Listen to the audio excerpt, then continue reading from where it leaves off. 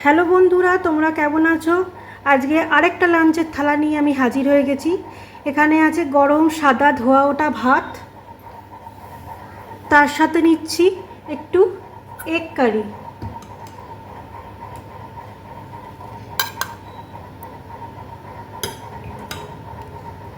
Egg কারিটা আমি পেঁয়াজ, রসুন, টমেটো, আদা, লঙ্কা সব কুচিয়ে নিয়ে করেছি, তাই জন্য এত সুন্দর কালার এসছে।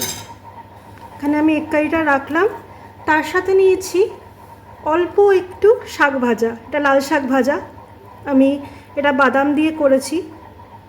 তোমাদের কার কার লাল শাক ভাজা খেতে খুব ভালো লাগে সেটা অবশ্যই কিন্তু কমেন্টে বলো। এইটা আজকে আমার লাঞ্চের থালি। আমি খুব সিম্পল খেতে পছন্দ করি, তার জন্য আমি খুব সিম্পল রান্না করি। এই লাঞ্চের থালিটা তোমাদের কার কার পছন্দ অবশ্যই কিন্তু একটা কমেন্টে বলো।